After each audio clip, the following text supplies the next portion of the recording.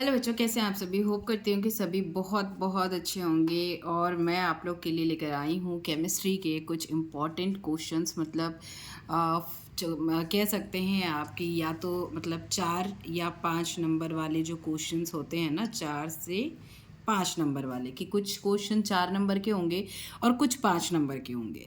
तो ये सारे क्वेश्चंस मैं लेकर आई हूँ। लगभग मैं आपको 10 क्वेश्चन बताने वाली हूँ। ये सारे आप ज़रूर पढ़ लीजिएगा, क्योंकि ये ऑलमोस्ट आप कह सकते हैं कि लगातार लगातार पूछ रहा है। बीच में 1-2 ईयर ऐसा होगा जो स्किप कर दिया होगा, अदरवाइज आपको हर साल ये पूछा जा रहा है, चाहे 4 नंबर में चाहे 5 नंबर में, कभी कभी 3 नंबर में भी पूछ देता है। तो 3, 4, 5 मतलब ये तो बहुत जैसे कि कम नंबर तो है नहीं तो कि हम इसे छोड़ दें।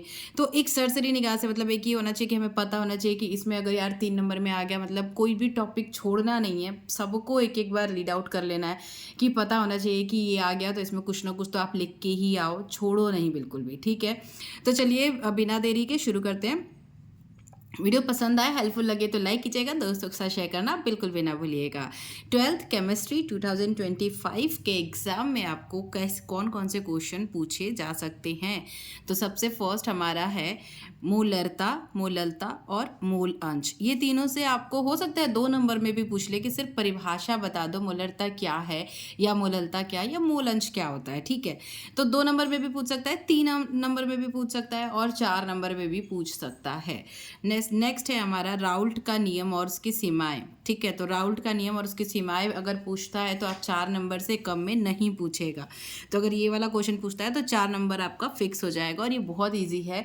मैंने ऑलरेडी इसकी वीडियो भी प्रोवाइड की हुई है, जिसमें काफ़ी मतलब ईजी वे में मैंने आपको समझाया है। तो आपने अगर नहीं देखा है तो आप जाकर देख सकते हैं, आपको बिल्कुल एक बार में समझ में आ जाएगा। और ये क्वेश्चन क्योंकि 4 नंबर का है तो बिल्कुल छोड़ने लायक नहीं है, और बहुत रिपीटेशन में आपको पूछा ही है, हर एक साल पूछा है। एक आध साल बीच में अभी मतलब लगातार पिछले 10 सालों से एक आध बार ऐसा होगा कि नहीं पूछा होगा। नेक्स्ट हमारा है हेनरी का नियम। तो ये भी आपका बहुत ज़्यादा इंपॉर्टेंट है, और 4 नंबर में ये भी पूछा जाता है कि हेनरी का नियम बताओ। और मतलब उसके एग्जाम्पल तो आप देंगे ही, ऑब्वियसली 4 नंबर में आएगा तो आपको अच्छे से उसका मतलब सब कुछ समझाना पड़ेगा। नेक्स्ट हमारा है परासरण दाब। तो परासरण दाब क्या होता है या किसे कहते हैं, हो सकता है सिर्फ परिभाषा पूछते तो भी आपको डायग्राम तो बनाना ही बनाना है। विदाउट डायग्राम तो आपको मार्क्स मिलने ही नहीं वाले हैं। ठीक है, तो डायग्राम तो बनाना ही बनाना है। अगर आप सिर्फ परिभाषा एक लाइन का लिख देंगे तो 1 नंबर मिल जाएगा। हाँ, मतलब ऐसा तो होता ही नहीं है कि अगर आप कुछ भी लिखें और आपको नंबर ना मिले। मतलब अब जैसे कि अब इसी से रिलेटेड ही लिखना है, मतलब कुछ और ही गाना वाना लिख देंगे तो कहाँ से नंबर मिलेगा। लेकिन हाँ, अगर आप नॉर्मली एक लाइन भी लिखेंगे तो नंबर उसमें आधा नंबर या 1 नंबर एग्जामिनर दे देता है, अगर उससे रिलेटेड आपने कुछ लिखा है। ठीक है, तो नेक्स्ट हमारा है परासरण तथा विसरण में अंतर। कभी कभी अंतर भी पूछ लेता है, और भी अंतर मैं आपको बता दूंगी इंपॉर्टेंट जो भी है कि जो पूछ सकता है, बट ये भी 4 नंबर में आपका पूछा जा सकता है। तो ये भी बहुत ज़्यादा इंपॉर्टेंट है, तो इसे भी आप तैयार कर लेंगे। नेक्स्ट हमारा है क्वथनांक का उन्नयन। तो क्वथनांक का उन्नयन आपको तैयार कर लेना है। ठीक है, तो वो भी बहुत ज़्यादा टफ नहीं है। नेक्स्ट है हमारा फैराडे का वैद्युत अपघटन का नियम। तो ये भी पूछ लेता है कभी कभी, 3 नंबर में ज़्यादा मोस्ट प्रोबेबली पूछता है और 4 नंबर में भी पूछ सकता है। ठीक है, तो ये 2 नंबर में तो नहीं ही पूछेगा, अगर आता भी है तो ये 3 और 4 नंबर में आता है, और बहुत ज़्यादा इंपॉर्टेंट है, तो पढ़ना ही पढ़ना है, बिल्कुल छोड़ना नहीं है।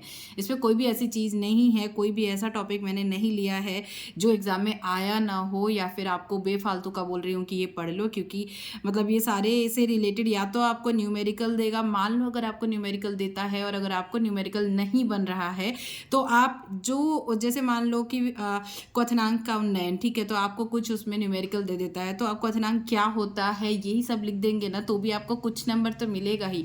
हो ही नहीं सकता कि एग्जामिनर छोड़ दे खाली और आपको 0 मार्क्स दे और पूरा काट दे, ऐसा पॉसिबल ही नहीं है। तो मतलब इन सब से रिलेटेड या तो आपको मतलब कुछ ना कुछ तो आएगा ही आएगा, कंफर्म है। फैराडे का वैद्युत अपघटन का नियम भी पूछ लेता है। फिर कोलराउस का नियम है, ये भी बहुत ज़्यादा इंपॉर्टेंट है, तो इसे भी आप याद कर लेंगे। अगर इनमें से किसी भी टॉपिक में आपको परेशानी हो तो भी आप मुझे कमेंट कर सकते हैं, मैं आपको बहुत ईजी वे में समझाने की कोशिश करूँगी।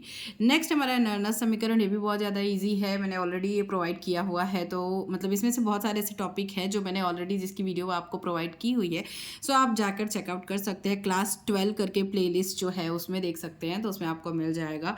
फिर संक्रमण तत्व, ठीक है, तो संक्रमण तत्व के आगे आपने देखा होगा कि ये देखिए मैंने टिक लगा रखा है। ये हर साल पूछा है, हर साल मैं आपको बताऊं कि पिछले 7-8 सालों से लगातार हर साल ये क्वेश्चन पूछा जा रहा है, संक्रमण तत्व। तो आप सोच सकते हैं कि ये कितना ज़्यादा इंपॉर्टेंट होगा, ठीक है। तो ये आपको छोड़ना नहीं है। तो ये सारे ऐसे कुछ टॉपिक्स हैं जो आपको मतलब कंफर्म कर देना है। कुछ बच्चों ने मुझे बोला था 4-5 नंबर के क्वेश्चन जो इंपॉर्टेंट है वो बताने के लिए, और भी है, मैं और भी वीडियो सेकेंड इसका लेकर आऊँगी जिसमें और भी जो क्वेश्चन छूट गए हैं और भी मैं वो भी देख के आपको बता दूंगी। बट इतने तो ये तो नॉर्मल छोटे छोटे हैं, छोटे छोटे टॉपिक्स हैं, लेकिन नंबर कम नहीं है भाई। नंबर तो 4 नंबर 5 नंबर आपको मिलना ही है, किसी में 3 नंबर का हो सकता है। तो ये क्वेश्चंस आपको तैयार कर लेने हैं। और इनमें से कोई ऐसा टॉपिक होगा जो आपको बहुत कठिन लग रहा होगा, बिल्कुल नहीं समझ में आ रहा होगा, तो आप मुझे कमेंट कर दीजिएगा। मैं मिलूंगी आप लोगों से अपनी अगली वीडियो में। ये वीडियो पसंद आई होगी तो वीडियो को लाइक कीजिएगा, शेयर कीजिएगा। चैनल पर नए हैं सो प्लीज़ चैनल को सब्सक्राइब करना बिल्कुल भी ना भूलिएगा। Thank you, thanks for watching, all the best for exam. अच्छे से पढ़ाई करते रहिए।